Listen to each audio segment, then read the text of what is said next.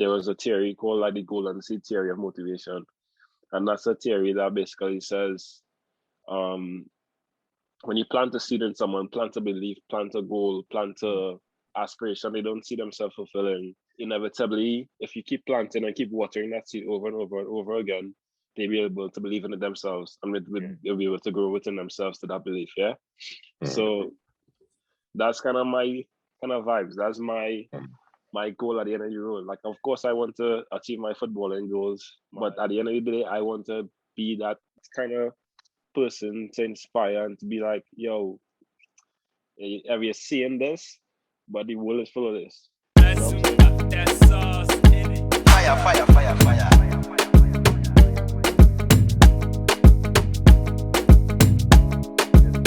Tevin, good night, bro. Thanks for coming on the Trifactor podcast. Just to explain again, once again, what this podcast is about. Our podcast is about Trinidad footballers, past, present, and future, right? Who reach at any level, whether it be school football, professional, international football, you know, or if you retire from any of that, you want to hear all these stories. When I mean all, talking about all these stories, right? So that one day you would have a single repository. People could just go back and hear stories of guys who made it. And if you're trying to make it too, you have a sort of a blueprint, right? And to give everybody the flowers, you know, while they're still here to Trinidad really don't do that, you know. Yeah, bro. Unless you're the top of the top, you don't really get the flowers now, boy. I mean, you want to do that, right? So we want to hear about your story today. Don't leave out any detail. I ain't talking about nothing messy, but don't leave out any details professionally. Anyway, you see, you could help our next youth develop. You'll just share them gems with us. That sound good? Yeah, man. Like as a man personally, that's my goal in life. Because where I come from, I wanted to be that type of person to share for the people. Like, because I come from Morvant. Right. Like everybody in Trinidad know Morvant. Morvant is not a nice place to live, right? I come from Coconut Drive, Morvant to be exact. Right. Exact. Yeah. They get to, right? Yeah. And I was growing up and stuff. I never really had no kind of like positive male role models. Right. In a sense that I want to aspire to be like. Yeah. Like, of course, I'm a little uncle on the block. I'm a little, the man who only shop, you know, those type of role models. But in the sense of like a big dream, I never really had that type of role model to aspire to be like. I remember like my neighbor was the ex-girlfriend of Atiba Charles. And I used to run over to my neighbor's house every time Atiba Charles there, because I was like, I have football, I want to be like Atiba Charles playing. I woke up Atiba Charles. Hey, I wanted to be like Atiba Charles. Yeah. But that was only once in a blue moon. He would come over and he would talk to me for like a good 5 minutes, and I went to that 5 minutes. I was like, yeah, boy. You get inspired. Yeah, I get inspired in that 5 minutes. Because you know what I mean? Because I never really had the kind of role models in Mova isn't primarily good role models. Yeah. The kind of role models in Mova. My role models as a kid, I didn't know better, was my bigger cousin who selling drugs. My bigger cousin, you know, who went all the brands. My bigger cousin had the nicest car. And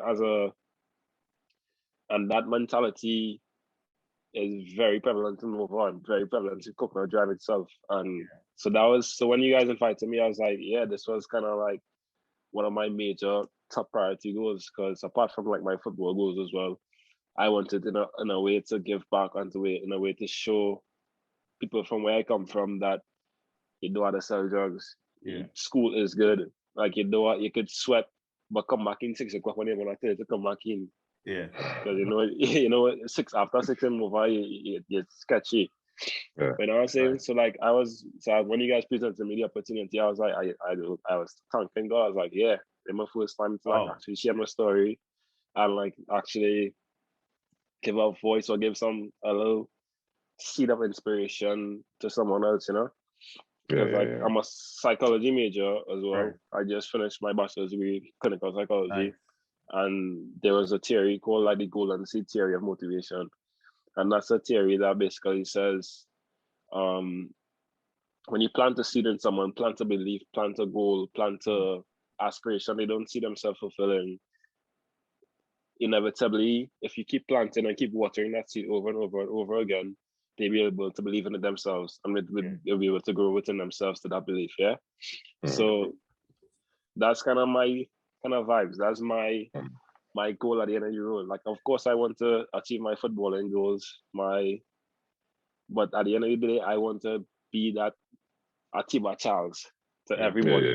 You know what I'm saying? I want to be that kind of person to inspire and to be like, yo, have you seen this? But the world is full of this. You know what I'm saying? Yeah, bro. So I don't know where you want me to start. I can start. I want to story for telling. No, but yeah, that's no problem. We go through all the right places for you to go. So I didn't want to move from this yet. Unless Andre anything. Right. So I want to stick on this for now. So all right, you say you had no main positive male role models, right? So how does a kid who don't have that come out with the mentality that you have? Who was the biggest influence? Don't get me wrong. I said I had no like very impactful male role models. Like my father was there for like a point in my life. I had a male role model.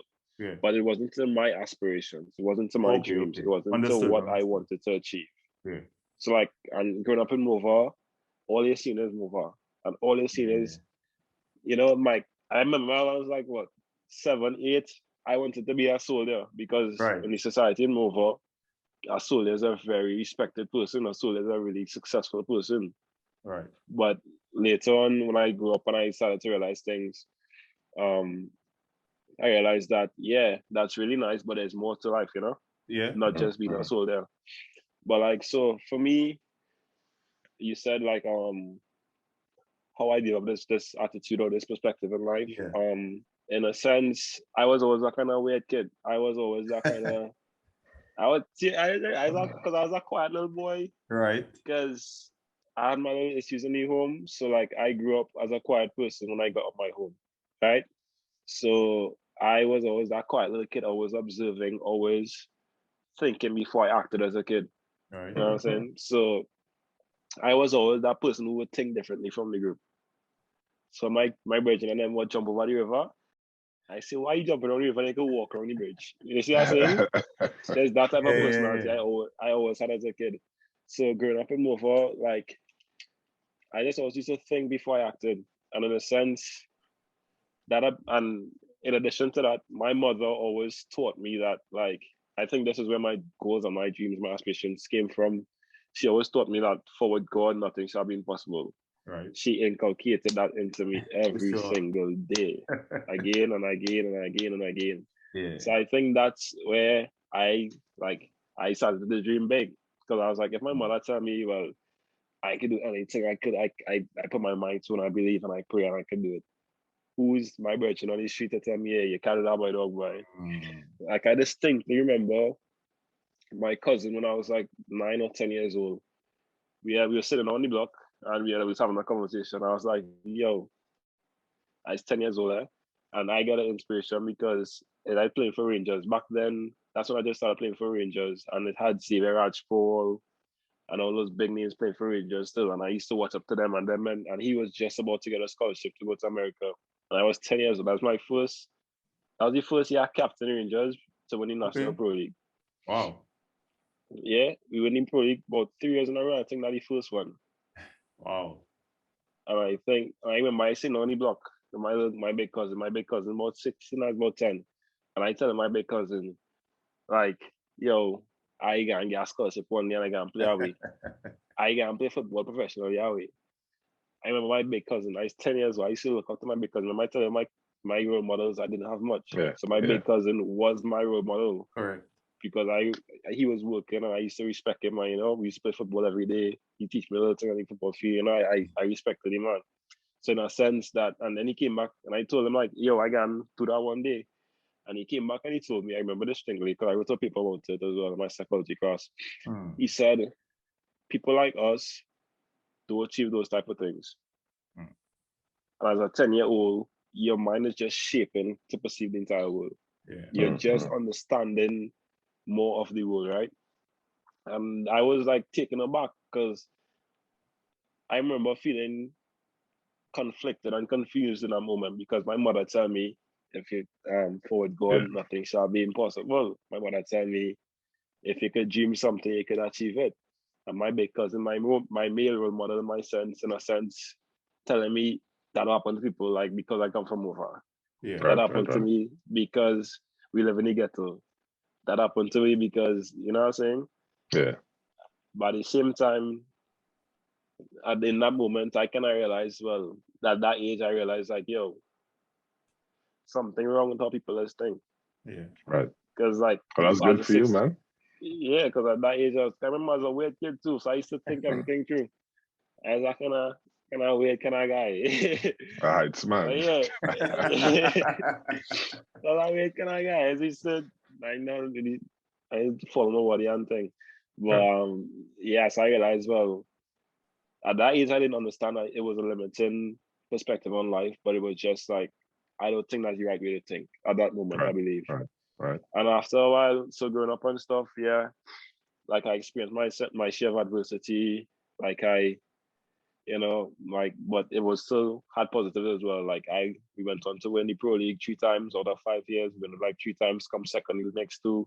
I get called up for the national team like 13 years old. Right. Yeah, like it was, although it was bad stuff as well, and I tried to constrict my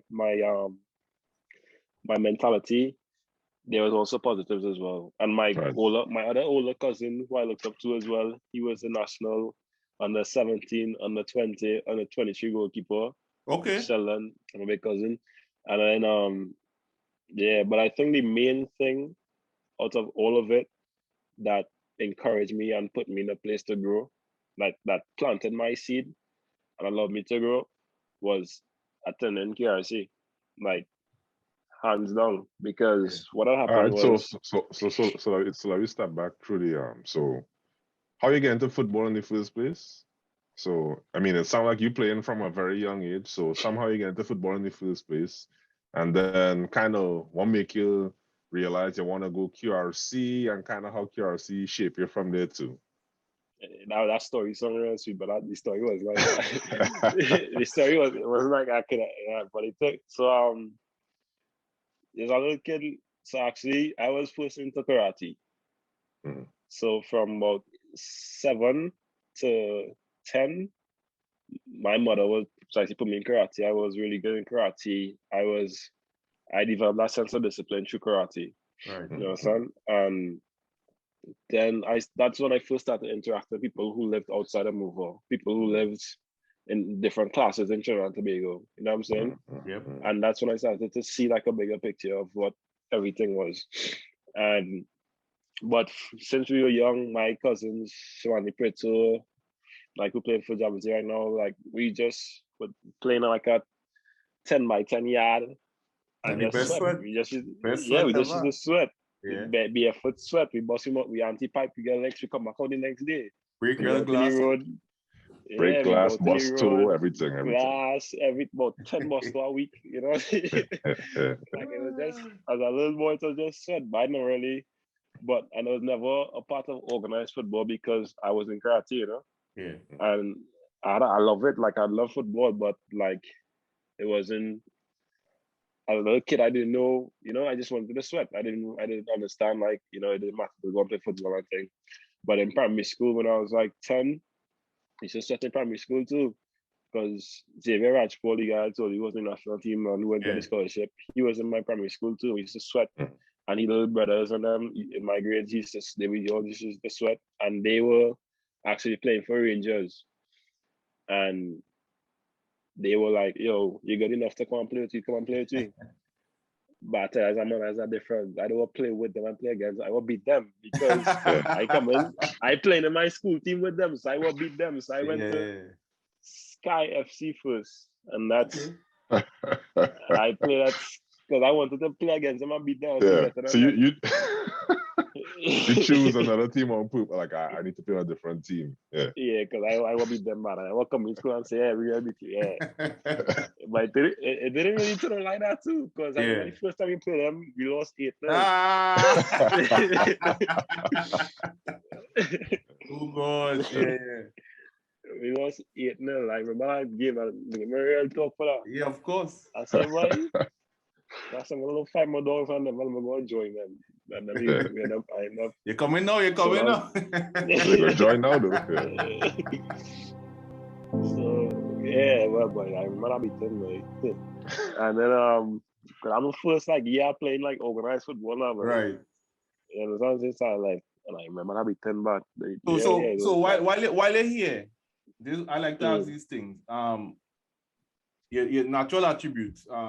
What would you say were your best natural attributes when you just got in raw talent? Physicality, tackling. Tackling. Anybody who know me know we got something. Right. But but I feel like from then to now, my game completely shifted in a sense. But back then it was just tackling, and I was a stocky little boy too. So you know. Real body shape. Real body shape. I wasn't no kind of flicks and tricks type of guy. Just to clean you up. Right. On concrete. On concrete too. You know, Bruce get his side foot thing too? Yeah. Real shilling and thing. Yeah. That's part of it, but I don't know how to skip. Yeah. So you always a defender? No, I actually started off as a CDM. Okay. That hard, as a youth man, you playing CDM? Because Sky used to play a real weird formation. I think it was, they used to play the 4-4-2, but the box. Like a box, kind of And I started there. But when I went to Rangers, that's when I transitioned to defender. Okay. And that's when everything started jumpstart for me, and that's when I started love the game more. I like to win too, and we used to win every game. It was the only competition really had back then was connection with King Riley and all that, man. Right. But so when you play in Rangers here, this is, you say 13 years old? I used to say SA is 12 years old, right? So I think 11 Yeah. So I think about 11, 12 till 16. Okay. Yeah, and then the 5 Pro League I played, we went 3. That makes sense. Yeah. All right. So you play on senior team since so small? No, it's the youth team, then. How about youth team and then? Yeah, the youth team Pro League. Yeah. And then I trained with the Pro team when I was 16. Right. Okay. And then that's when our coach from the upper Rangers and Sergeant, and then everybody dismantled and we went various places. But being a youth man, right? When you say you start playing them 10 years old, why do you think they chose you to be the skipper? What qualities you had? So actually I wasn't the skipper at the start. So okay. I was a quiet kid. I was really quiet. If it didn't, unless I was your bedroom, you don't know I just talk. You know what I'm saying? Yeah. And because it was actually Kieran Rangers' last name, that was our coach. And we had another center back there named T.K. Hoyes, and he was the captain at the time. Okay. And the coach used to tell me, be more like T.K. Hoyes and not vocal is, right? Yeah. Right. But I was a quiet little boy back at playback. I was quiet. And then eventually, TK had some disciplinary issues, and as I was the most standout fit for a captain back then, and after a year or so, I started being more vocal than TK and he was a better player at the time, but I was being more vocal than him and being more organized and understood the game just as much as him, but I was more vocal on it, and that's when I became the captain. Now when you're on trophies too. Yeah. It was a good time, man. Yeah, that's something real good. So again, that coach had a big part in your vocal development, your leadership skills. He put you in that position to succeed as a leader. Yeah. I think that was my I attribute a lot about my personality today because of my time at Rangers, because I was good. I was a good player, a good like kid, but at the same time, I was more like in a shell because I was to myself, and he put me in an environment where it was uncomfortable. Yeah. So I had to adapt, and I love the game. And I love my brethren and them to play them. So I had to adapt in a sense. Yeah. I like to win too. So like either you adapt or you go on the bench or you lead the club. You know what I'm saying? So as a man, as a little boy thinking about these things too, because I don't want to talk, I was for play. Right. Man, yeah, but no one is real talk. But back then I couldn't talk. That's cool, bro. That's cool. Development is important, bro. A lot of people see it through sport. We see karate, then football. So at that age, you're about what? When you be about 13, I went to QRC one time. So yeah, there's this story get kind of good. It's kind of inspirational too, because at that time when I was like 12, 13, I actually passed for Southeast Port of Spain. Okay. I got my choices was CIC, Trinity East, Southeast, and Woodbrook. That was my 4 choices then, and I got the highest, probably the top 3 grades in my primary school, and I got good enough grades to go to CIC. I got good enough grades to go to Trinity East, but because my theory is because I live in Morvant, I got placed in Southeast Port of Spain. Wow. So I'm like later on in life, I met my brethren from when CIC, when Factor, when KRC, and I asked them like, "What was your scores?" And my scores was better than them. Yeah. Better than theirs. And in a sense, I was like, so why, like But at the same time, I'm grateful too, because I didn't really be a CIC man. I don't like CIC man at all. One boy. Nah. One boy. Hey, is I respect it? Is like you are making life Tevin boy. Hey. Yeah. I just don't like what it like. It's because they went QRC though. It's because they went QRC. Nah, I just don't like all the personality. You know, just everything about this the mentality and these people that went to that school, I just can't take it now, man. But it's a mutual respect. It's a respect to the institution and stuff. But at the same time, I just can't take it. I already come on these women like an intro. I feel like an intro. I don't want to say that thing. I already come on these women. I feel like it's right. I didn't say that thing, man. Nah, great. Not even going to CIC. All right. That's fair enough. But I passed for Southeast. Yeah. Even though I had great scores, but I think my first 2 years, I was on football as a competitive person. Yeah. And I used to beg the PE teacher because he was the coach. And I used to beg him like, make on a 14 team, make a first form team. Didn't have one. He only had on a 16. So in form, when I played on a 16, I used to beg the man like, yo, make a team for me now, please. And that same year, Rangers ended up winning the Pro League again. And so I was getting regular recognition. And I think I got called up for the national team in Form 1. This is you what? On the, 15. I think we were 13. No, we were either 13 or 14 at the time. No, I lied. It was before. So I think it was, I think it was under 15. But we got called up at the age of 14 because, you had to train and everything to play under 15 the next year. And then I get dropped. Like before the final 40, I get started training to go. So I get dropped then. But at the same time, Rangers had just win the Youth Pro League. That's not right, Tevin. You get dropped from the national team. Yeah. So I don't want to cut it, but walk us through those feelings, and it had any impact, or you just keep moving? How was it? Getting dropped? I don't know. I was never a person to dwell on failures. Okay. I was not that type of person to sit down and give myself a kind of pity party. Right. As a man, want to move on and to make a plan to get better and to move on. And I didn't understand that as a kid, but that's what I did. So I was grateful for my brethren, Raheem, Jared, Matthias, because 5 Rangers players had gone up to the last 50, and then 3 of them had make it.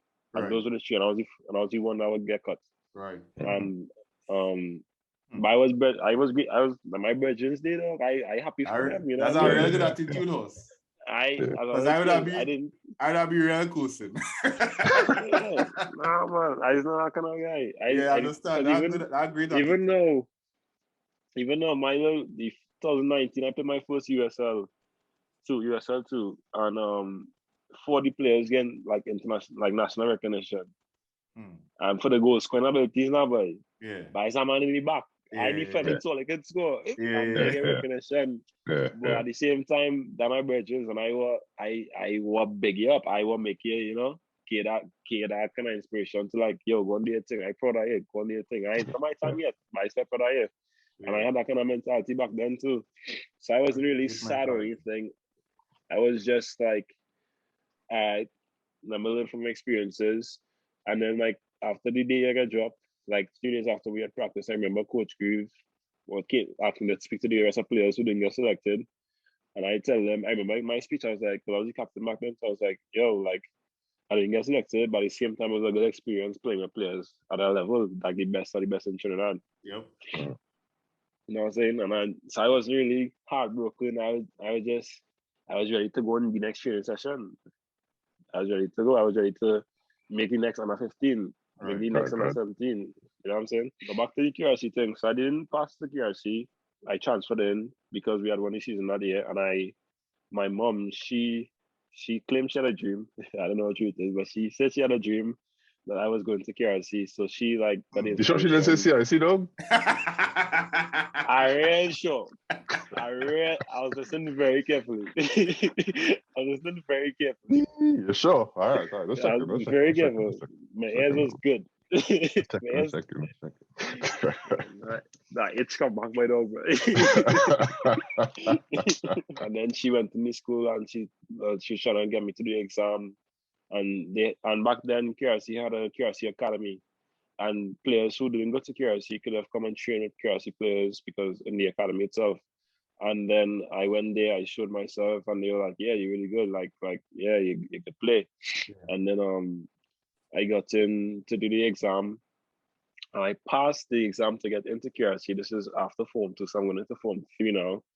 And I passed it, but I wasn't the best. Like, my grades weren't the top of the list. But at the same time, so Coach Shake, from KRC, I probably know Shaky. And he was the guy that really vouched for me because he was in the academy and I trained with his under 16 team while I was in Form 2 in Southeast. And I don't know why. Up to the day, when I checked him last time, he's like, I don't know why he vouched for it. But he did vouch for me. Like, no, seriously, because he didn't know I was a stranger back then. Yeah. I was just a little get to you from Morvant going Southeast. Right. What more of a stereotype do you want? You know what I'm saying? Yeah. Man, he was a man, like, he doesn't know why, but my mother was really persistent as well. But she and then he vouched. She took my case to the principal and the vice principal, and then they told him I was like a really good footballer as well. And he was like, "Okay, we don't normally do this, but..." And then they come into the interview, and I was very well spoken at the time, and the principal believed in me as well. And he's like, "All right, Tevin, here's the scene. We don't normally do this, but we're gonna give you a chance in one of the best institution in Trinidad and Tobago." Thank you. Yeah. And then I took the opportunity and I came in, and then, but the part that I said why KRC was influential in my perspective now was because that was the first time in my life where I was able to dream and be amongst dreamers. KRC make a dream, boy. Yeah, not for real. Yeah, I understand what you're saying. Yeah, because in Southeast, people dreaming to be cashier in this place, you know what I'm saying? But KRC, them men talking about, I want to be the next president of Trinidad and Tobago. Yes, I want to be a big lawyer. Yes, I want to be the kind of level of dreams I had, you know what I'm saying? That was the first time in my life I felt like, yo, I'm not going to be criticized for being weird, because everybody weird. Right, you wasn't weird no more. You wasn't weird no more. Everybody weird with you. That all you wanted to hear. That's why I waited to hear this a long time. I was standing with the bunch of weirdos I'm supposed to be with them, son. Hey, don't study Andrew, boy. KRC make me dream already too, but I come so. Good. I try and shit. Them CIC man just That's what I like them. Anyways. Say, what are you talking about, boy? But I tell you, I went, and don't laugh at me. Yes, we went excursion to Port of Spain. All right, go ahead. Sorry. And we going around watching the Magnificent Seven. I was like, where's that place there, man? Oh, yeah. Okay. I can see that. that. I was like, Mommy, I could go there. Yeah. You said, no, son, you from South. Anyway, Tevin, go ahead, sorry. Yeah, my red man had that same story too. You want to okay. Yeah. So you wasn't weird anymore?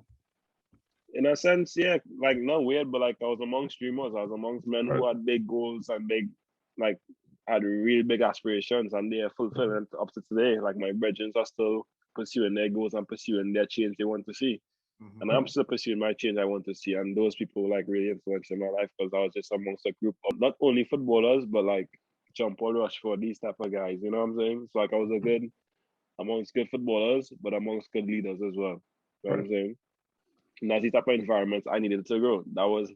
They planted the goal and seeded me, even though I had teachers who fight me down me to move on because when I came in, I wasn't as smart as everyone else. But when I left, I was up there to get, you know what I'm saying? Anyways. I love it. But at the same time, there were people there to like push me and to like help me aspire to be a better person and make my life better in a sense, you know? So even though we had little class issues, but different. Of course, anyway, go. Yeah. So I just wanna touch on that topic if you don't mind. Being well spoken, you say you're well, right? What was the factor that made you well in that sense? Not everybody well spoken. I can't be well spoken if I want to, but in my normal everyday life, no. But being blunt, how come you so well spoken at a young age where you came from? Yeah. So in psychology, they say during the first 6 years, that's where your development is like basically inculcated in your personality. Yeah. As a young kid, my father used to like had the radio running right through.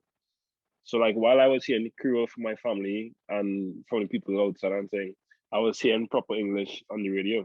Right. So at the same time, while I was learning Creole from like a 3, 4, 5-year-old, I was also learning proper English from the radio. Right. You know what I'm saying? Yeah. So like if you don't get Boom Champions and listen to proper English, but you go to listen to the Boom Champions and thing, but you listen to 104.7, 105.5, them little Sunday segments when the man talk like this all the time. You know what I'm saying? Yeah. So I learned proper English through that. And like my mother used to ask me things like, oh, you understand? Oh, you could speak so properly. And I speak in Creole, you know what I mean? Yeah, okay. But just because I was just observant and I was always aware of my environment, so I used to listen to it and try to speak it sometimes. Okay. That's cool. Yeah. Back to CIC. Before we leave there, we just take KRC though. I ain't telling you sorry, Andre. How long they telling you? Yeah, man. Back to QRC, right? Very tired. Right, your time there. Tell us a little bit about the football there. You went into Form 3? Yeah, I went into Form 3. Okay. And how was the football there? That was what, under 15, under 14? Yeah, under 16. Okay. Under 16. Oh no, under 14 actually. Under 14, yeah. So yeah, I made it straight into the under 14 team. I was training with the under 16 team my first year. Then in Form 4, I got called up to the integral team. So my first year in integral football, we had got relegated because that's when they bring the top 3 in the North into the new format they have now. Okay. We had come 4th, I believe, in the North Zone that year. So we had got relegated. First, it wasn't CIC, I think. I don't know. Nah, it's like St. Anthony's or somebody. I think it was St. Anthony's. Yeah, St. Anthony's. I got first that year.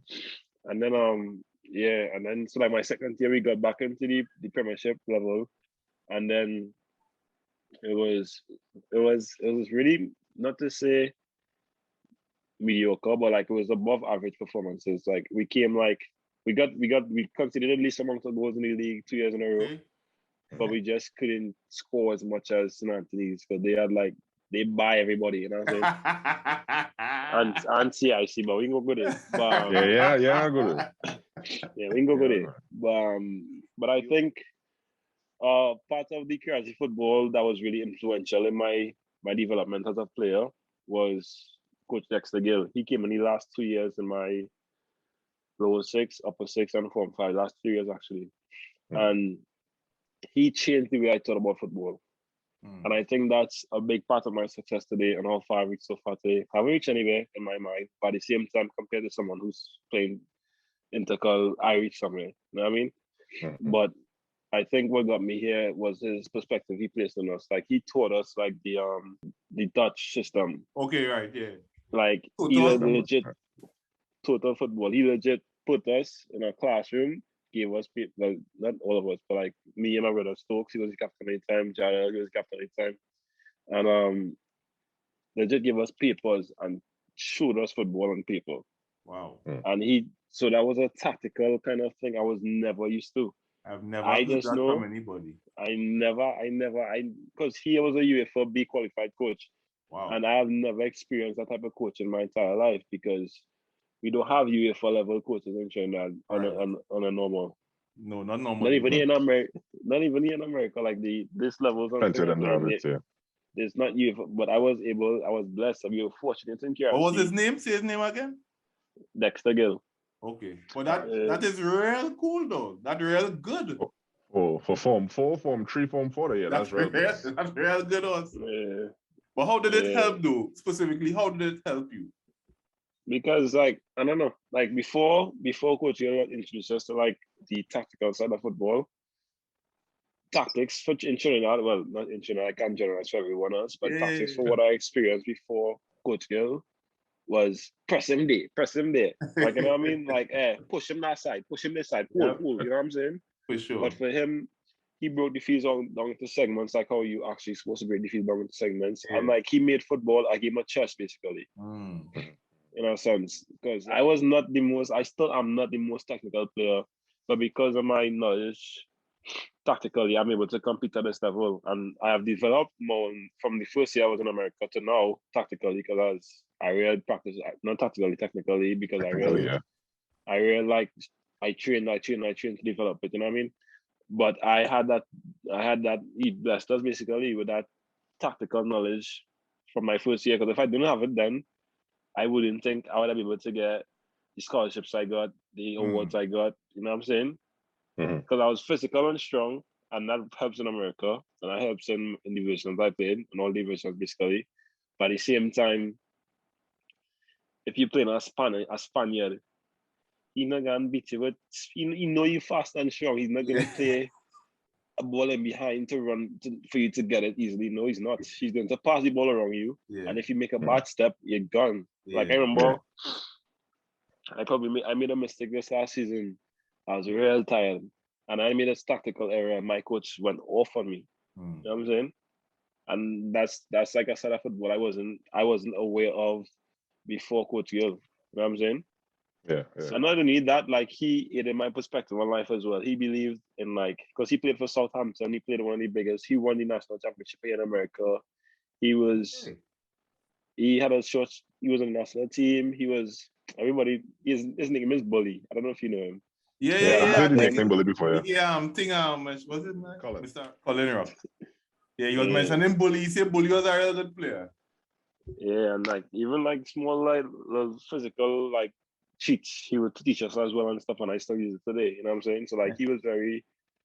It was in a sense I say that blessing that he was a coach. That's what they call the dark arts. The dark arts. The dark arts. We teach some dark arts too, but they need pulling you on the short side shoulder. Yeah. This man sound like a coach. The man was a coach. The man was my first.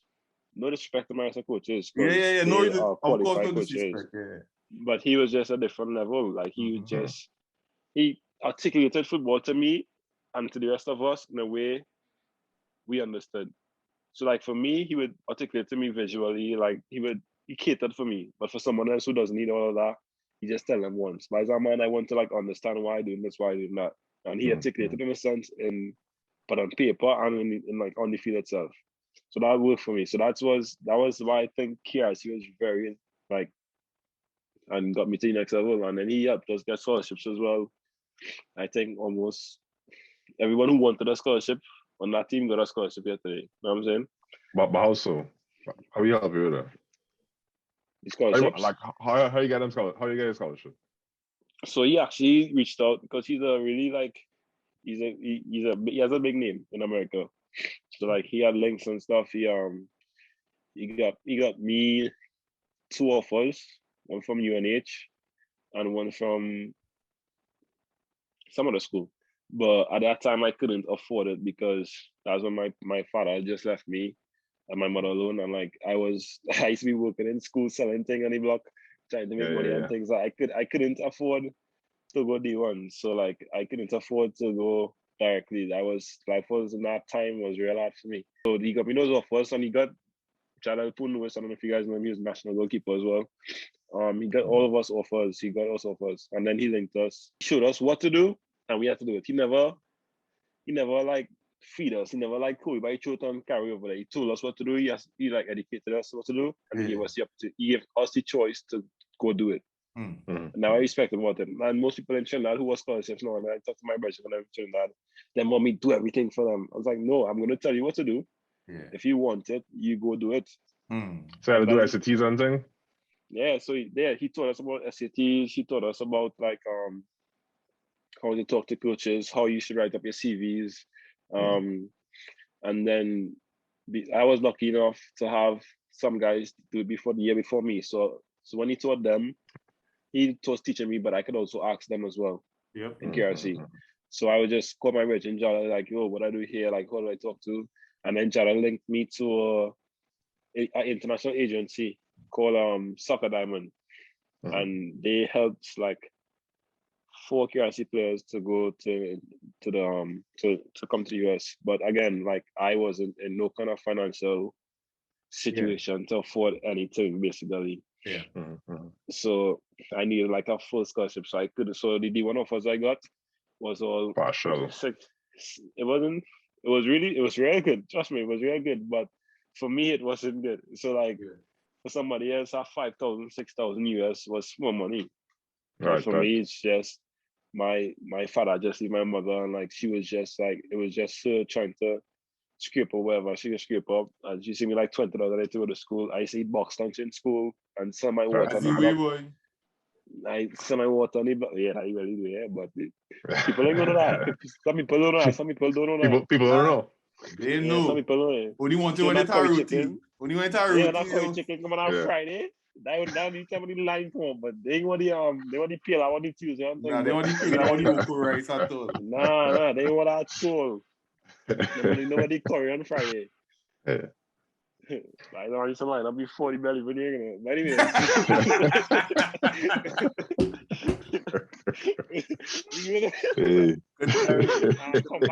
I come back after the belly to take box and show me.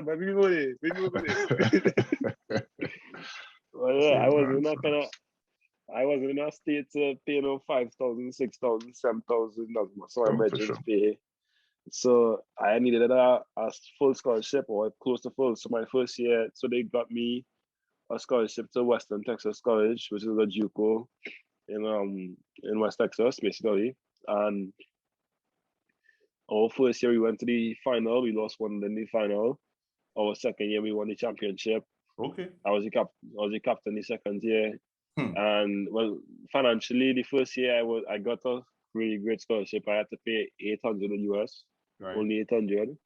And luckily, thank God for my aunts and some people who helped me, Coach Shaky, everybody who helped me, like they helped me get up the money to pay for my visa, pay for everything and some up. So I was thankful for them.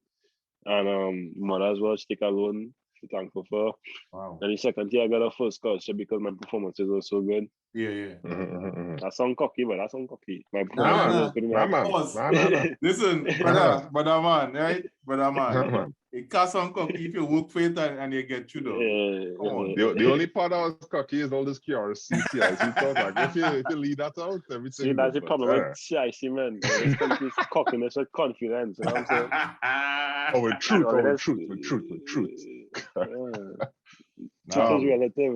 Anyways, You're good. But yes. So the second year I had a Trinidad brethren. I bring up a Trinidad brethren with me. That's the year we won the championship. We were one game away from nationals. And we lost that game to nationals, but we had like a really fantastic year. Yeah. And we had a Jamaican and a Trinidadian with me on the team. And like that's what I know, like the tactical side gave me a benefit. I don't think he had the skill. He's one of the biggest names in Trinidad. I don't call him my name, but he had the biggest name in Trinidad. And skillful, nice. The man, nice. Technique, nice. Everything. But he just didn't have that fitness and that kind of tactical awareness. Even though he's slow, he could still be tactically aware to play good football, right? And then he only played one match in my team. The thing is, like, that's why I'm really grateful for the tactical awareness, because I wasn't the most technical again. I was just into the game. I was a leader, and I could have played and I could have tackled.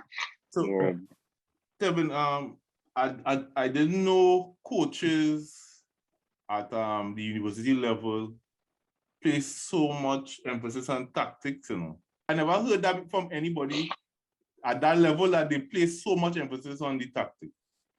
The thing is, like, I talk to most of and I have a lot of friends now from all over, and it depends on the coaches as well, the coaches and the teams.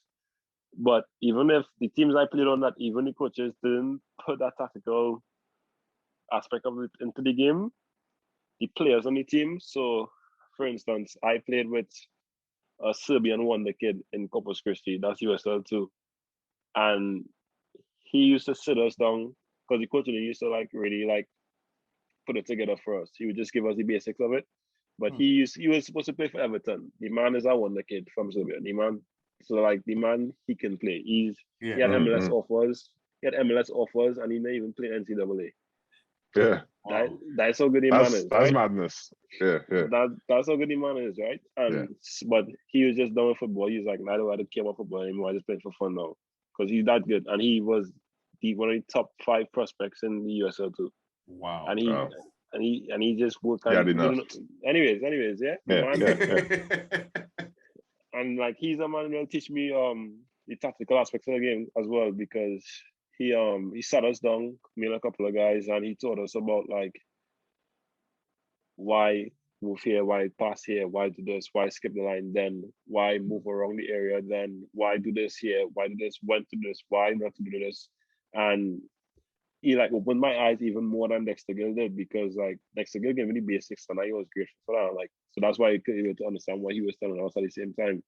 And that year, it was me, him, and two other guys, and the two other guys who was in the group that we used to learn from him. They're playing in the USL Championship now. Right. Okay. Yeah. I tell you, them is not the fastest, them is not the strongest. Right. But they're just up here. They just have it up here. And I think that's why I think the tactical aspect of the game is very important as well. Yeah. So after the Western Texas journey, I went to I got scholarships from Robert Morris University. What's that school called? A lot of D1 schools.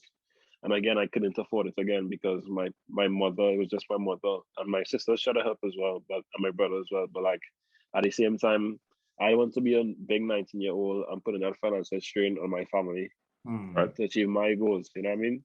I believed in myself that I was good enough to do it myself if I could have. You know what I'm saying? Because I don't want to be living here in a lavish lifestyle, and then my mother, who had to work 3 times as hard for me to, like, you know, go to Walmart and buy juice or something. You know what I'm saying? So so I turned normal. What?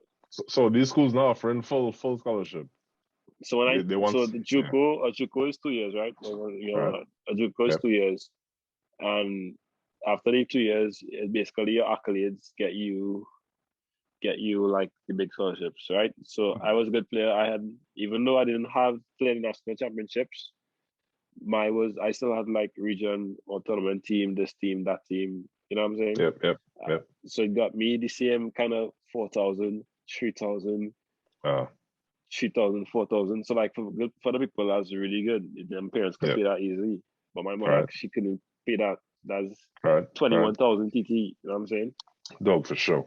Like so me and Yeah. us say the same thing, huh? Just so you understand, me and us say the same thing, dog. We were doing everything is either we getting full ride or Yeah. like what we You doing. can't.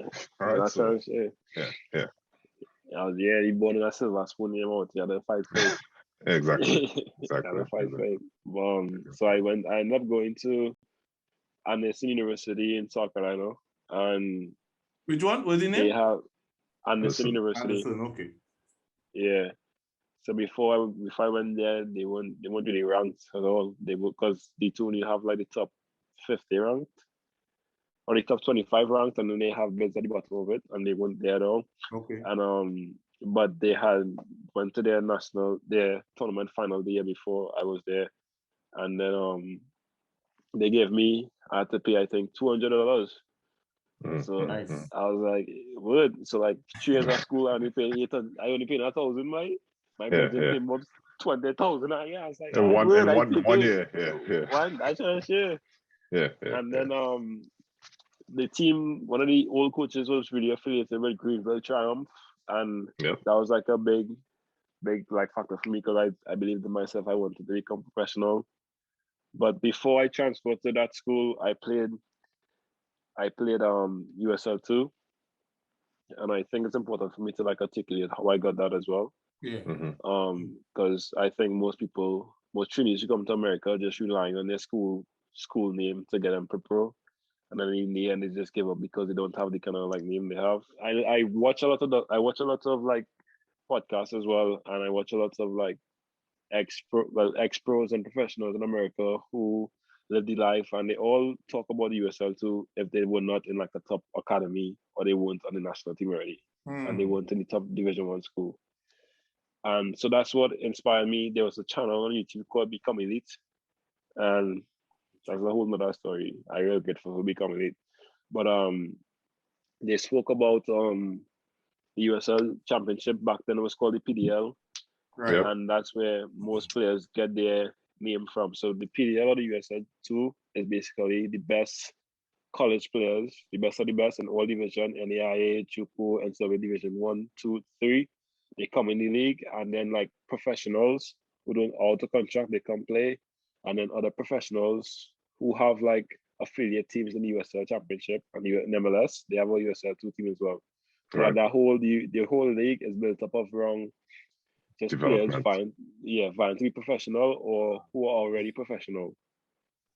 Because I remember that first year I played USL 2, I played against a guy who played for Dallas FC, and he was a Salvadorian legend, and he was like when the man had a big name, and I played against him. I didn't know who he was, but I just remember I getting tee up. I just remember I getting tee up left, right, and center. Yeah. So we were in 2-0. We were in 2-0 in the 75th minute. The man come on, we lost 3-2. That's him. But apparently he played like 15 years in the MLS and jumped around from team to team, and he's El Salvador captain and come down and play against me. Wow. I just remember the man team up twice, and I was thinking about it. I still dream about it. Traumatized. Oh gosh. So basically how I got into that league, to the people who look at the podcast, is that my first year in university, I knew about the league, but I also knew about the MPSL. And in Texas, one of the biggest MPSL teams were Laredo Heat.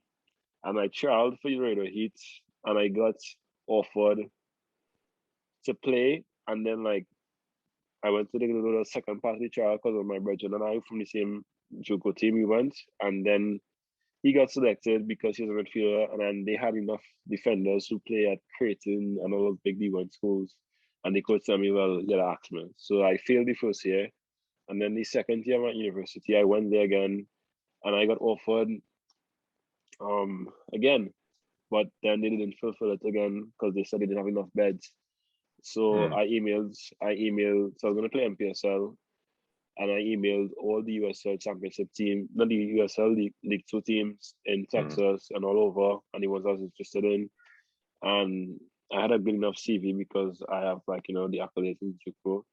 And then the Corpus Christi FC coach, he reached out to me. He told me he wanted me to come.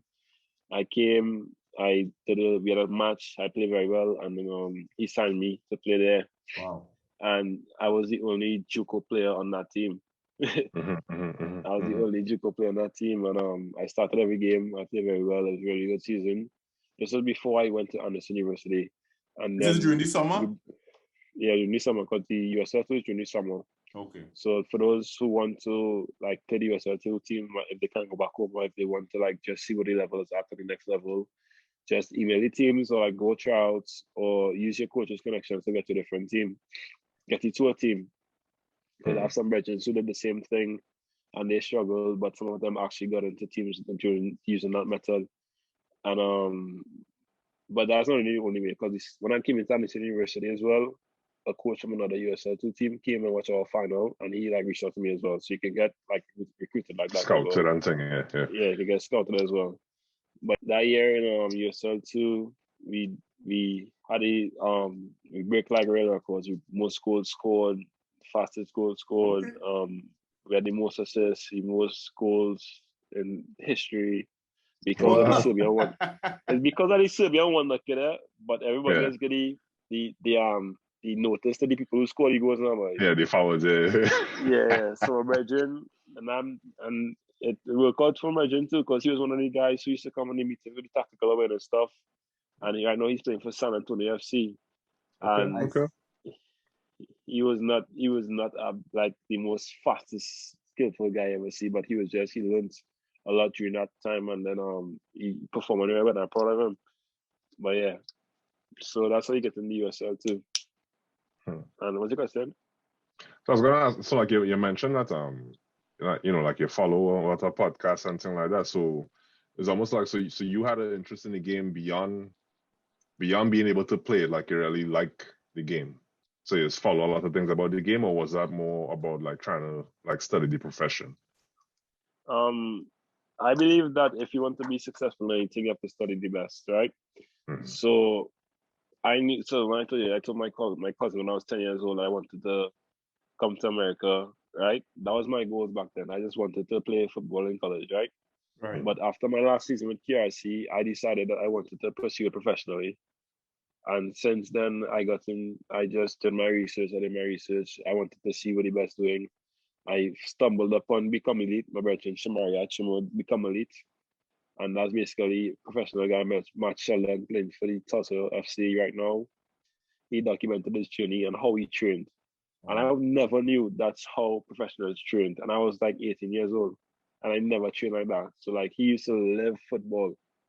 And I didn't know you had to live football because I was just a talent. I was just like, I could tackle. You know what I mean?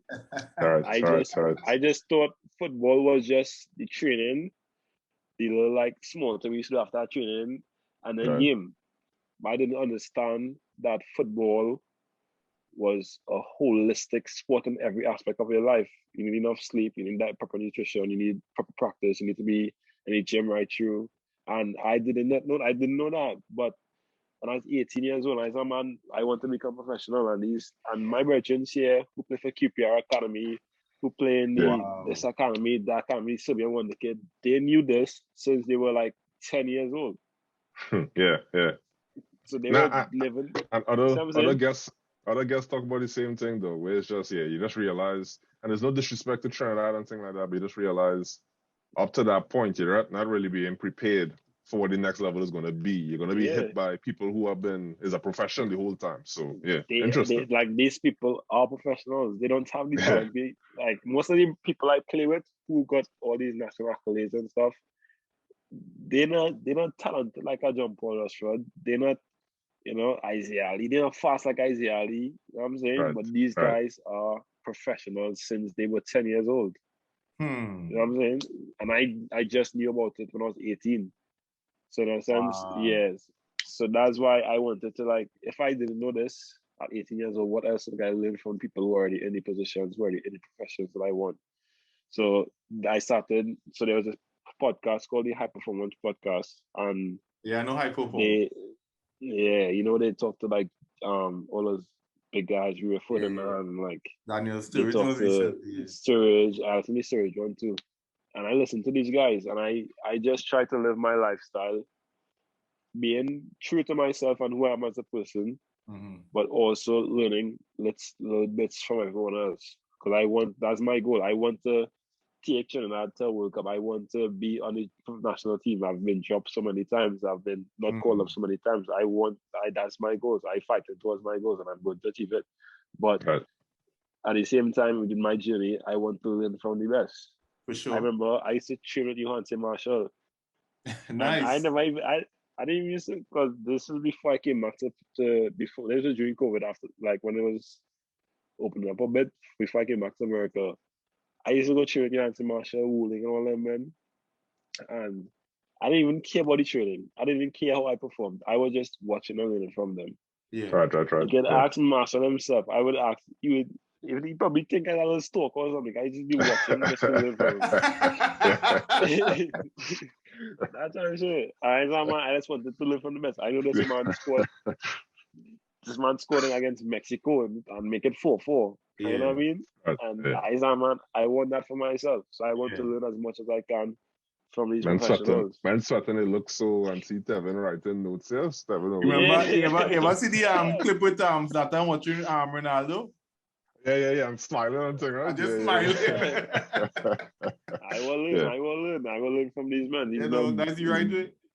This man has been where I want to be, and I message Marshall, a good friend. Kenwin or Julius? Julius. I used to message Julius, ask some little tips and stuff, and I that's the right guy to message. Yeah. I know, man. Julius live a lifestyle. Julius live a type of life I want. I'm pursuing right now.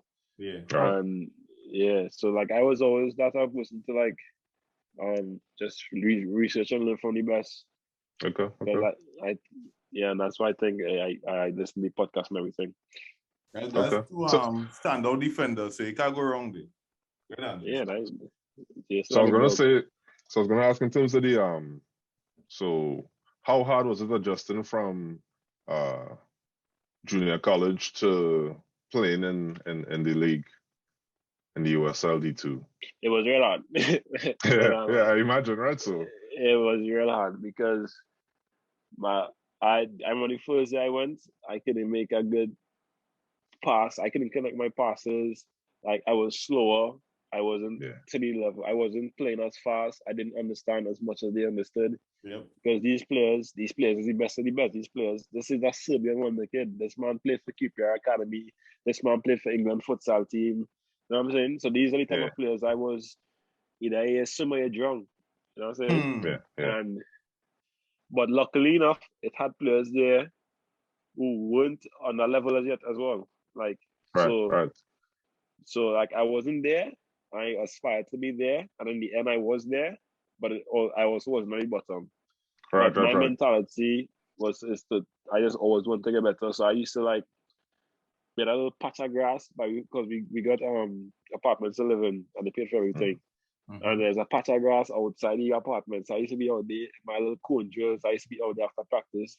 We had a little gym. I used to be in the gym. I used to like just do my little thing to try to get there, because I didn't know I would have gotten there in the end, but I just believed in myself that, you know.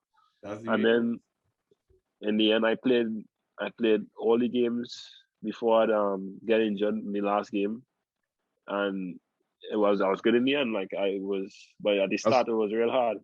It's Corpus Christi. Yeah, Corpus Christi. Yeah. Okay, so you end up getting a starting spot. You end up. Did you end up being captain too? I wasn't the captain, but the other captain or vice captain, and then the captain didn't used to start because the vice captain was in his position, but the vice captain was the man who playing in Hartford Electric right now. He's just really good. So him and I were just always on the field, but if he was off the field, I would have gotten the captain. Okay. And then my second year, they asked me to come back to captain the team, but I didn't go. Why is that? So, yeah. I just wanted to like make my name in different parts of the country, because I know when it's time, because I have a really good reputation over there, and the coach really respects me, and he messes me now and then, like, when you go in pro, like, like those type of stuff. Like, he's a man that planted the goal and seeded me as well, because he knew I was struggling when I was in Corpus Christi, but he told me like, yo, you're good enough to play here, and like I believed it, and in the end I played all the games, you know. Mm-hmm. But so I wanted to come across to South Carolina, to North Carolina actually, and I played for Sharp Eagles this year. and I captained Charlotte Eagles. Wow. I didn't come in as captain, but I became captain after a while. Yeah, it wasn't the best season. We had really talented players. Like one of the players, a couple of players were in the top 50 prospects list again for attacking, but not for defending. I know. Nobody's look at defense, dog. Nobody's look at defense. Yeah. But anyways, I know how there's getting more magical, you know, man. But anyways, Yeah, it's just hung up. the ball just float and go on the Teleport. man. Just teleport. Yeah. But happy for them to. So I'm ready. I hate on them. Happy for them. But yeah, I had a decent season there, but I'm not. I was decent. Wasn't anything spectacular.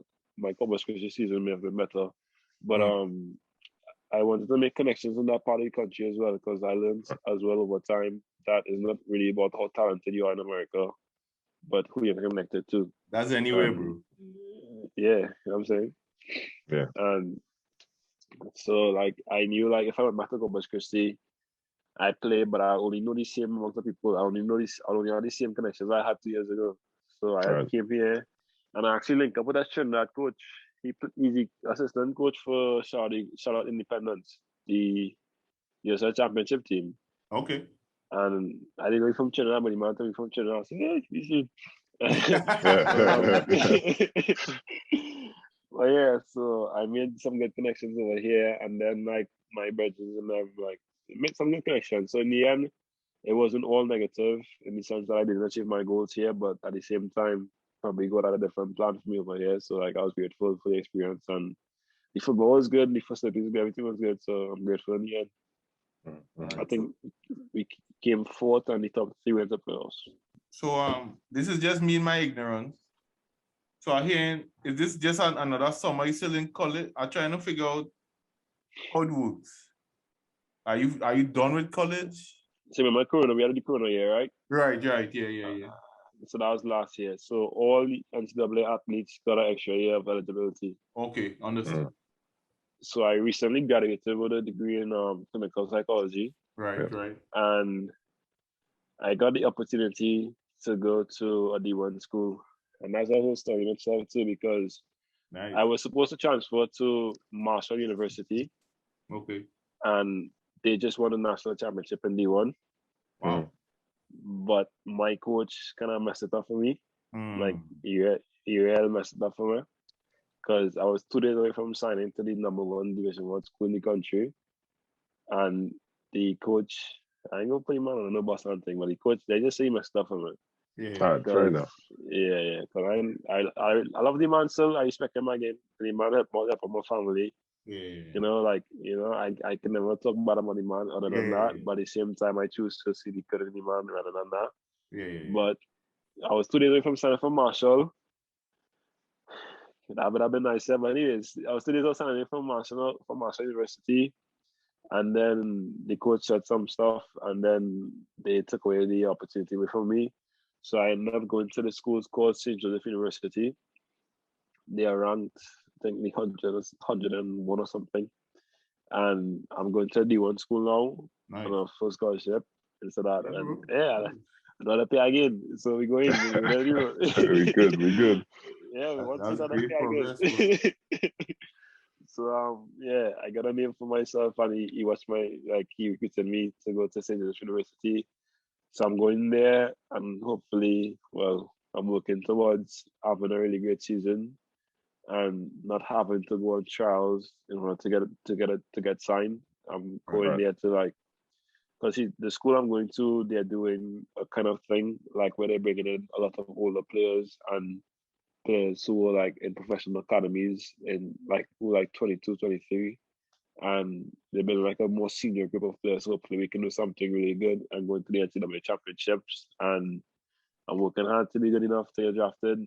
So we'll see how that goes. But now I'm just working right now. So I did complete my bachelor's degree at the university, and now I'm gonna start my master's in the D1 school, but we see how that goes. Right. We're gonna start with what masters are you gonna start? Consumer behavior. Okay. So it's a mixture of psychology and marketing. Yeah, right. That's a good one for now. Yeah. Yeah, I call you and say, tell me, boy, how we should market this thing, boy. Right, but that's great stuff so far, bro. But I mean, you've been progressing. Steady, but I mean, I know you say you say like your story wasn't all smooth and nice and thing, but dog, it's a good story. It ended up going, you keep going up. Yeah, man, I get so So right now your aspiration is the next move for you is you're trying to get drafted. Yeah. It's not my only option, but that's something I feel that will make me happy on the inside also. Although I wouldn't be like contented in the end. Yeah. But it would just be like a visual representation of the last 5 years I've been working really hard without getting recognition, without winning last 10 years championships. Nah, is the last 5 years? Is it 5 years now? I started training like the people up here training. You know? So, I mean, okay. Yeah, they kind of live in the football lifestyle instead of just sweat and playing training around. You know Yeah. So like, kind of is. It's a kind of catch up kind of vibes, but happily, and I know the big talented guy like Kai Phillip and them guys. These guys are just they have the born with the talent.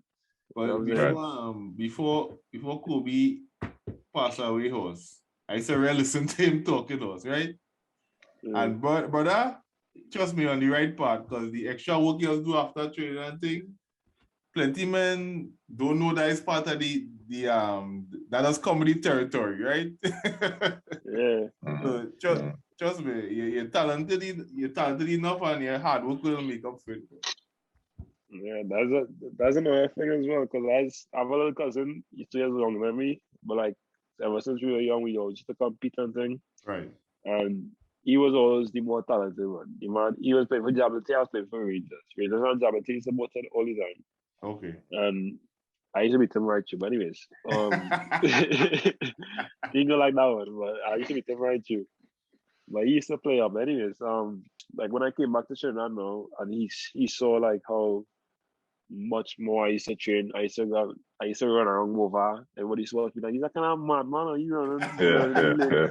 Hey boy, you're weird boy. You're still weird boy. I used to be sprinting up the stadium all hot sun and then going.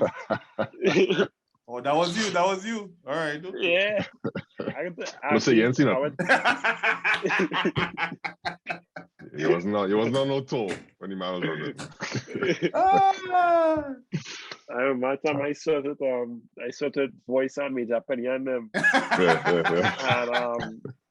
And me no voice, and Major Penny went KFC, but so I used to sort to him before. Right. And he used to, and I run in the morning. I run about 9 o'clock. I train.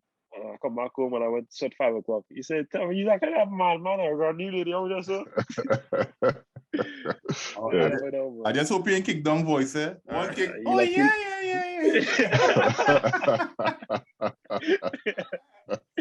Oh, he can sweat. What? Serious? All right, cool. Yeah, he can sweat. Yeah, just I like just simple things like that. Like I went back home. I just trained my cousin, and he just wasn't on that kind of vibe because he didn't know about it. He didn't know. He didn't get exposed to it. Yeah. That's the problem right there. Like, I hear lots of older heads speak about how the younger generation in Trinidad are not as talented enough, and how we don't get to go to Europe, and how we don't get to do. And I have a big problem with that because the game of football doesn't stay the same. Like, it evolutionizes, like it changes. Sure. Like the Brazilians in the 1980s then the Dutch system was created somewhere back then, and like the Brazilians changed, get over it, and then the French now in charge of the game of football, and now like it just changes. The style of football changes, right? So back then, probably how Trinidad used to play, like it got us the recognition worldwide and got us offers to get out of the country. So I don't think it's really a thing of like talent, and we're not talented as they are back then. Like, we just don't have the exposure, and we don't have the opportunities as they have back then, because Trinidad are ranked 100 and something in the world, and if you forward rankings now, you know what I'm saying? Back in 2006 when we went to the World Cup, I remember like a lot of players went out and they got like Charles over here because like Yeah. you know, Right, you right, know right. what I'm saying? Yeah. Yeah, So yeah, like yeah. I really am conflicted when I hear people speak about those type of things. Like people in Trinidad tell me like, "We gonna play MLS for why you go Chelsea or something?" I was like, "Bro, you feel me?" You feel me? Just Hold on. go on, knock on bro, which door and say, yeah, sir, I reach, right? Yeah. Coming to a close.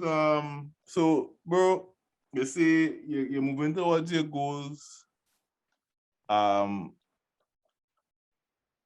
You make it to the university football, got your bachelor's. COVID happened. You got next year. You're going to play more. You're going to start your master's. It sounds like a good run so far, bro.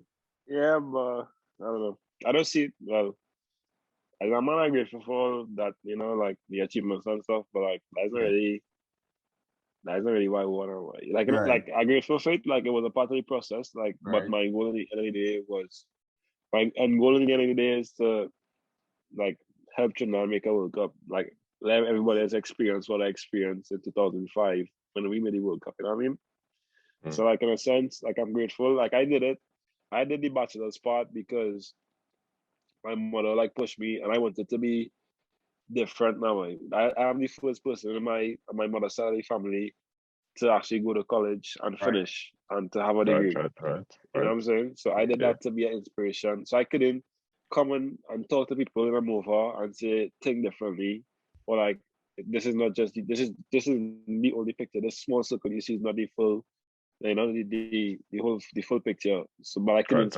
I couldn't speak to them on that if I didn't have a bachelor's degree. If I I didn't understand. did what I wanted, I am inspiring them to do. You know what I'm saying? But in the end, my goal is to go professional and to help Trinidad get to the World Cup again. So Yeah. for me, I'm making small strides and I'm grateful. I know this. I understand that what perseverance is just really not giving up. And you know what I mean? Like my name isn't the number one prospect in America, and my brethren's names were. You know what I'm saying? Like I didn't get 10 trials and I have to choose which trial to go to, you know what I'm saying? But at the same time, I know that I've made some progress and I'm grateful for it and I'm not done, you know what I'm saying? So but in the end, I don't think I've reached anywhere near my goals, although I can see it, but it's not there yet, you know what I'm saying? So ask me this question about that 6 years. I'm not gonna tell you. I'll tell you. You trying to stay in contact with everybody, you understand? You just a message away on Insta. Yeah, man. Yeah, from what I heard, there's a lot of people who, especially trying to go pro, not pro, well, fingers crossed, who trying to make it to university at least. They have a pathway to follow from you, especially in the mentality, Yeah. and as well as in behaviors. You can't just do the bare minimum if you want to make it at this level. Yeah. Especially if you're not national team in Trinidad already. Yeah. I say, but even some of the things you're saying, so some of our former guests and thing, is similar mindset. So like we say, all I could really say is encourage our brother to keep doing what you're doing though, because even men like Johan C, we just talked to Akil De Freitas who playing in Iceland. So I mean, men went all over the world and thing, but you talking about the same thing they end up talking about, where you almost had to switch your mindset to is a profession, and you know what you're willing to do now to keep going in your profession. So you have it. So hey, keep doing what you're doing, dog. But that's something I want to speak about as well, like before we end.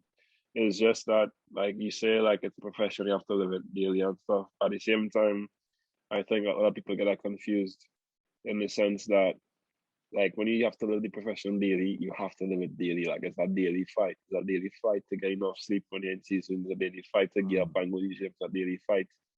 And in the end, you can face a lot of adversity. And that's where I really like I realized through my psychology classes, I realized that I'm good at adversity. Like I'm good with facing difficult situations and making the best out of it. But the same, and then I realized some of my other brethren and some of my friends I know, they weren't as good.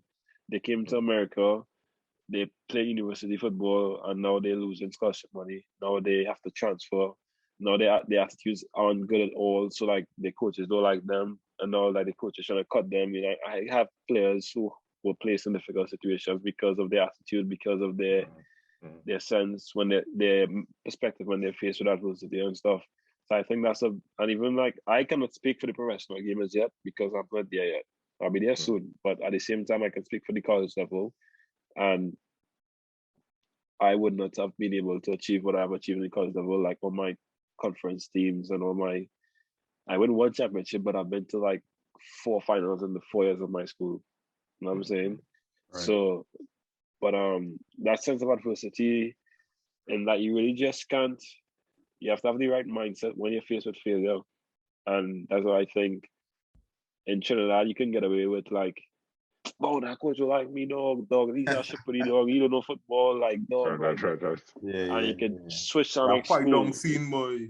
Yeah, that fight down scene, dog. I really good, dog. Like, but here, you gotta act with a sense of humility in the sense that these people have control over your life. These people, even well, in my predicament, they really did because I couldn't afford to like, I work, I make my name, or I go back to Trinidad and I don't have a scholarship at the university. I didn't finish up at 6. I would not get to UE. Right. You know what I'm saying? So, because I jump out that school to train for a pay. Yeah. So when they face with this sense of adversity, like you just have to, everyone who's listening, you just have to like find a way to learn from what is wrong and make it correct. Like you have to find a way, and there's always a way. There's never not a way. Like you just have to learn. Because, for instance, one of my predicaments was that I wasn't as technical in a sense. So, like my first university, put me left center back on my left foot. If anybody know me, know I have 2 right foot. Like my left foot is for walking. Stick. Like 4 years ago, my left foot was for walking, and he used to put me a left center back, and I used to play this left center back in KRC, but in tackle football to this football, it's 2 different footballs. In tackle football, all these South Americans running, you have like dogs, and they don't get tired, and like running like the life depend on it. Thing. And I'm my left foot, like I's not the most technical, I's not the jump ball rush well.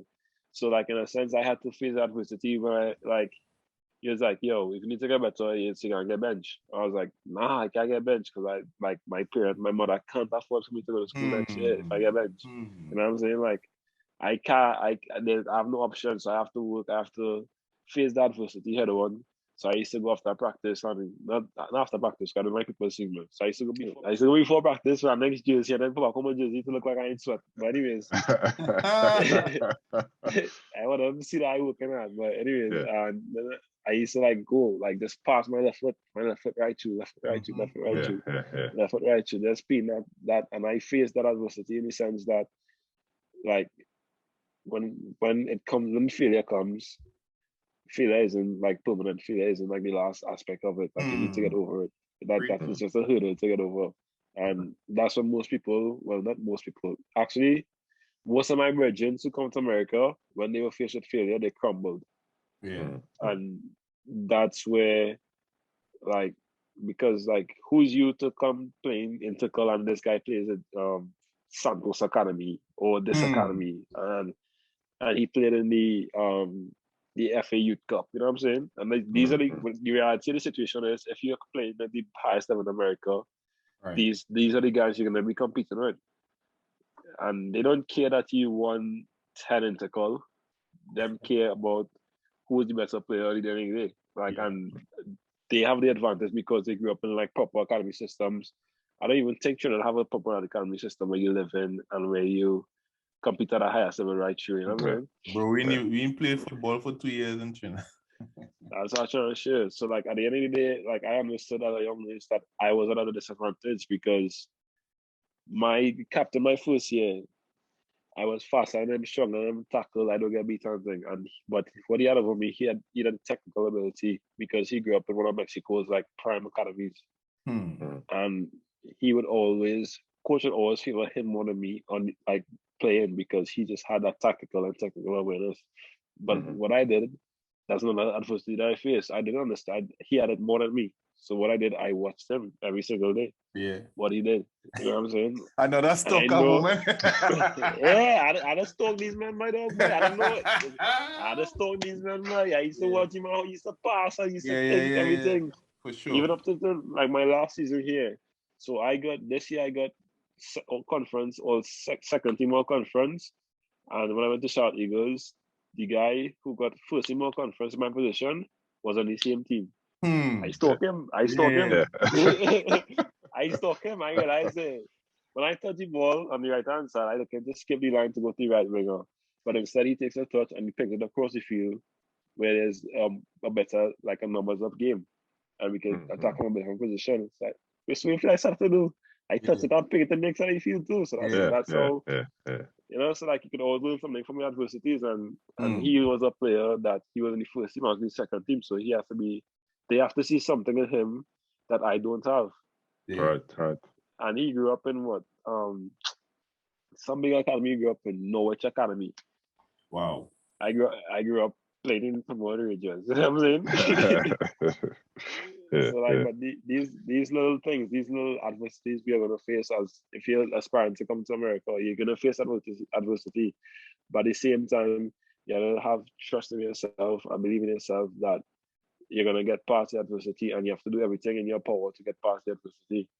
And LT gonna crumble. Like I'm sure if you come into America, you know somebody, you come back to Trinidad and be like, yeah, boy, they did crack coaches like me. Like you don't want to be like that type of person. Like came to America with a goal and have an objective, and you gotta see it through, and you gotta do whatever it takes to see it through. You can't come to America and just think it's partying and girls and I like your accent. You know what I'm saying? Like you have to. If you know he's a big player in Trinidad and you come to America and you play, you can sort of crumble, but at the same time you understand that you're a big player in Trinidad, but you're not a big player in the world.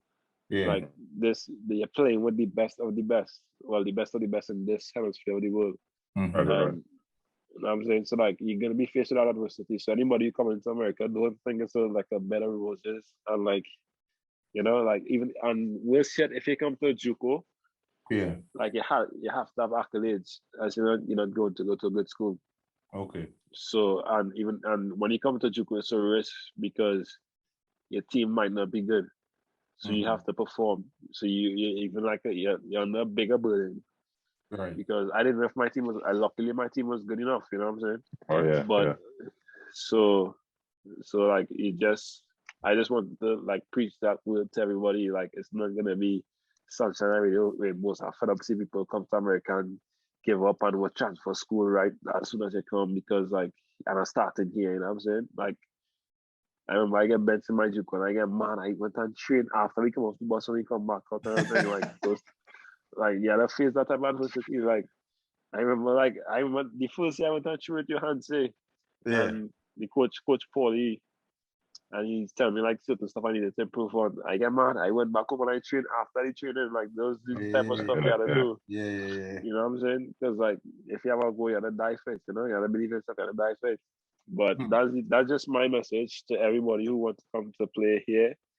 And I am not an All-American. Like I am not Nathan Regis. I'm not Sasa. Those guys who from Trinidad are the All-Americans. But just from my experience that. I was never the big Kareem Riley. I was never the John Paul Rushford. I was never the best of the best, but I was able to make a name for myself everywhere I went because I was able to deal with that adversity in a good manner. Right. You know what I'm saying? Right. So that's basically my message to everybody. That's a really good message, bro. Yeah. Hey, so on a lighter note, is watch Premier League and thing? Not as much as I used to. And thing? No? Has more USL Championship, to be honest. If no one, no dog, I know what you're doing. As much like Man City games and then like the bigger games in the Championship and stuff. Okay. But to say I watch every single week, I'd say we watch like MLS and USL Championship every single week. Favorite defender? Of all time? Anytime. Carlos Puyol. Word, Carlos say less. Carlos Puyol. Body on the Best line. defender, Carlos Puyol. Great I think player. that man who made me start football too. I can't remember. I still remember in primary school. We was watching the 2009 Barcelona Chelsea final, and Carlos. Everybody was like, "I like Messi," but I was like, "Nah, boy, dog, but I like Puyol."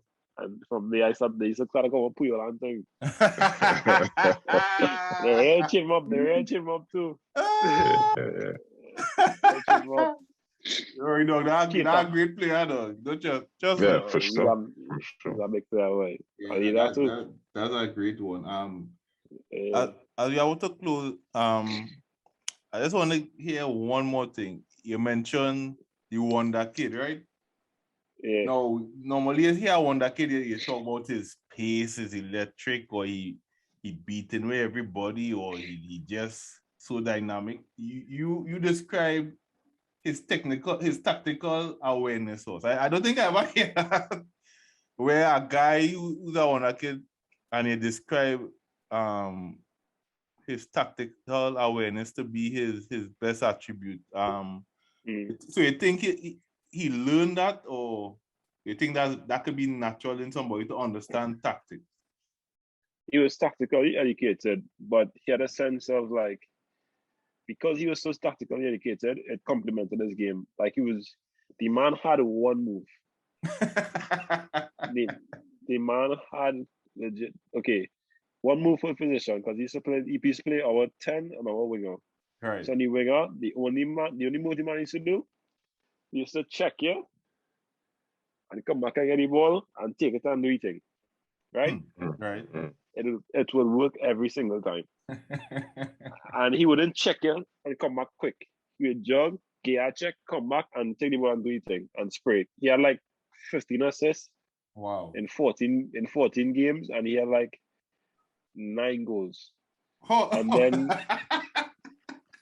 I'm telling you, no, it was a joke. It was a joke for the man. I'm telling you, it was a joke. I remember the man. I'm telling you, the best midfielder I've played in my life. But the man just, what made him a wonder kid, I believe, was just his IQ of the game. Okay. Like he didn't need to sprint 100 miles per hour. He didn't need to use his skill all the time. He just understood. If 4 guys are coming to me, 2 guys are coming from this way, 1 to come from this way, 1 come from that way, I take my touch that way, and then I play it in space because they just left the open space behind them because 2 of them are pressing at the same time. And when I play to that man here, I would run back around him and get a 1-2, and then that would attract 1 defender, and I would play it in the space for my left winger to come and tap it in. And he would see it before everyone else. Right. Yep. Something like David Silva. No, but I like the even though he had one move, it's gonna work every time. Every single time. The man would. Dan, I used to get mad in practice because I got strong fella. And he would come. I know he can do it too. I know he was gonna do it. Like he would come, he would check, he would juggle like a small dog. He was a small dog in a sprint. He was get a small jog when he had like just like this. A small jog, check you with that shoulder here, and come back. Yeah. And he not getting the ball because and then his body placement as well, he just can't get it even when he go around. Like if I run into him, I follow him because his body placement is so well. The man IQ of the game is just, that's what made him, name is Stefan Lukic, you can Google him, but he was supposed to play for Everton, and he had like Real Madrid and everything after, and he captained Jovic playing for Real Madrid. So he played all the Serbian national teams until the senior team. And but his IQ was what made him different from everyone else. He was just Okay. yeah. That's great though. Yeah. Man, I one move I still think more that. I still think more man, I one move right. I've heard that before, especially in basketball. The guy saying the guy have one move, or a guy does. It's more like, the man does pump fake every time, and they say, do not go for the pump fake. And every time he's man saying still go for it. every time. You think you can get, but you can't. Yeah, you can't. Yeah. This is good stuff, Tevin, bro. Once again, from the Trifactor podcast, bro, we would like to thank you for coming on. Trust me, everybody who come on, I want to emphasize that we're real grateful because you can't be doing anything right now with your summer. You understand? You can't be doing anything with your 2 hours. We really appreciate the time that you take to share this message. This message is not only for my enjoyment or Andre's enjoyment. It's for anybody who want to come after you, but you want to be inspired. Your story can inspire anybody, even outside of football. And that's our next great step. And also, I think you're the first future star that we have. We always preach it there, past, present, and maybe future. I think he's the first future guy. Yeah. We have any podcast so far, bro, and we want to wish you all the best in the future, dog. And man. Man. Thank you. Everything, right? That you said. Appreciate it, dog. Man, I appreciate it. See, I see America. I hear a long time ago. Andre in US for 10 years now. Appreciate it. Fire.